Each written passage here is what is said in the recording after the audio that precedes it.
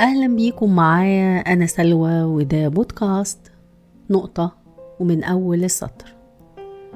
ولسه مكملة معاكم سلسلة حلقات حكايات أعجبتني، وحلقة النهاردة بعنوان إزاي تقول لأ. مهما بلغت قدرتك ورغبتك لإرضاء الناس، مش ممكن تقدر ترضي كل الناس اللي حواليك، لأن احتياجاتهم مختلفة، وانت مهما حاولت قدراتك محدودة، فلا يمكن انك تقدر ترضي الجميع. حقيقة واضحة، بس تخيلوا بقى لسه في ناس بتحاول. وخلوني احكي لكم حكاية النهاردة اللي عجبتني قوي الحقيقة. والحكاية دي من حكايات جحا المشهورة جدا. والحكاية بتقول: في يوم من الأيام كان جحا هو وابنه رايحين السوق، وماشيين جنب حمارهم، وقابلوا ناس في الطريق. بصوا لجحا وقالوا له: ايه ده؟ بقى ماشي انت وابنك بدل ما تركبوا الحمار؟ وقف جحا وركب الحمار وكملوا طريقهم للسوق. وبعد شوية قابلوا ناس تاني، وواحد منهم قال للباقي: ايه الأب القاسي ده؟ بقى راكب هو على الحمار وسايب ابنه الصغير يمشي. وقف جحا تاني ونزل من على الحمار وركب ابنه ومشوا. وبعد شوية قابلوا ناس تالتة. الناس بصت لابن جحا وقالوا له: ده انت ابن عاق، بقى راكب على الحمار وسايب ابوك العجوز يمشي، حاجة غريبة. وللمرة التالتة بيقف جحا وبيركب المرة دي هو وابنه على الحمار ويمشوا. ويقابلوا ناس رابعة، والناس تبص لهم وتقول: لا حول ولا قوة إلا بالله، هو مفيش رحمة؟ انت وابنك راكبين على الحمار المسكين.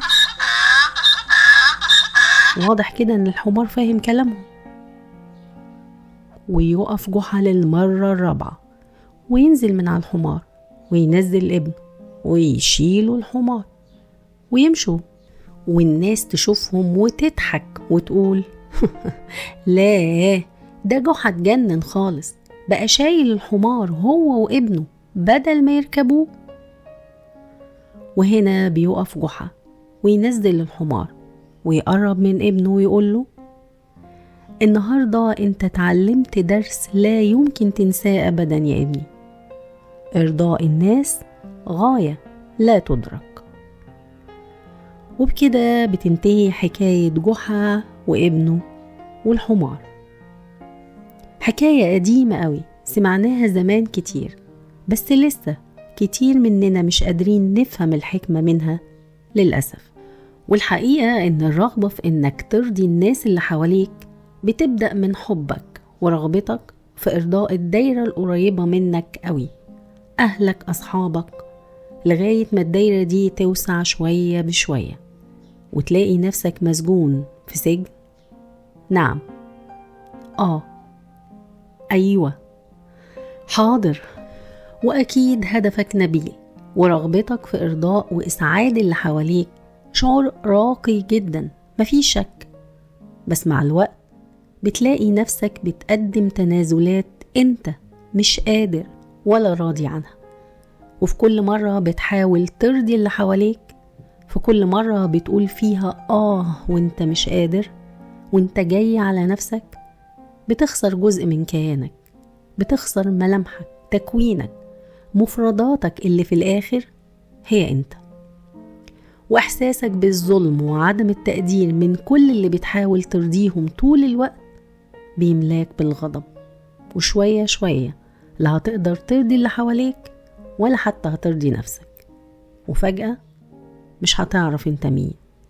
وساعتها تأكد ان المشكلة فيك انت، مش في اللي حواليك. لانك من كتر ما بتقول علشان ترضيهم طول الوقت، احيانا كتير ما بقوش حتى يستنوا انك تقبل او ترفض طلبه. ما خلاص بقوا عارفينك. ما تحاولش تلومهم لانهم عشمانين فيك، او تقول ان طلباتهم بقت زيادة وانت تعبت. ما تحاولش تطلب منهم انهم يدوك اللي انت استكترته على نفسك. انت استكترت على نفسك أبسط حقوقك، فازاي تلومهم؟ هما من حقهم يطلبوا، وانت كان من حقك تقول أو لأ.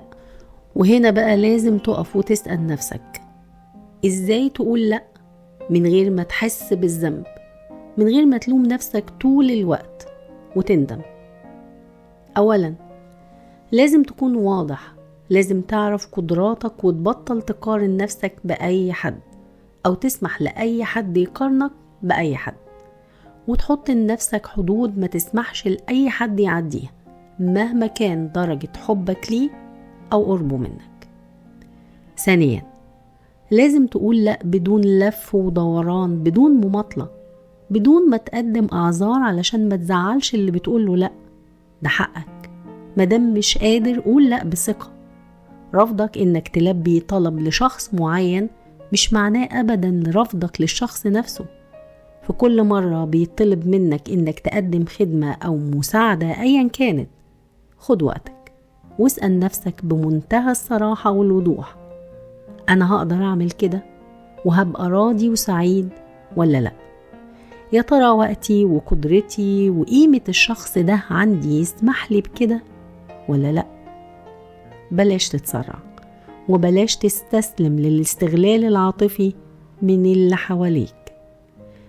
اعرف ان الطلب اللي بيطلب منك له اجابتين، يا لأ، وانت الوحيد اللي ليك حق الاختيار، وانت برضو الوحيد اللي هتدفع الثمن اختيارك ده. انك تقول لأ دي قوة مش ضعف، وعمرها ما كانت أنانية على فكرة. مادام مش قادر قول لأ، وحاول تتدرب على كلمة لأ، لأنها أكيد مش هتكون سهلة في البداية. حاول تدي لنفسك الحق اللي حرمتها منه من زمان واستكترته عليها علشان ترضي من لا يرضى. حاول، صدقني انت تستاهل انك تحاول. حاول تشوف نفسك بشكل مختلف، حاول ترضي نفسك لأول مرة زي ما حاولت كتير ترضي الناس. قلتها وحقولها تاني وتالت، حب نفسك وثق انك تستاهل الحب ده. ارضي نفسك الأول، ولو عندك القدرة والرغبة انك ترضي بعض من اللي حواليك اعمل كده. وخلي بالك، مش كل اللي هتحاول ترضيهم يستاهلوا، ومش كل اللي هترضيهم ويستاهلوا هيقدروا ده. واجه نفسك بالحقيقة دي واقبلها، وساعتها بس هتعرف تقول لأ من غير ما تحس بالذنب. أتمنى تكون حلقة النهاردة عجبتكم، ودايما في انتظار آرائكم ومقترحاتكم. وشكرا. ونقطة ومن أول السطر، كنت معاكم أنا سلوى، وده بودكاست نقطة ومن أول السطر.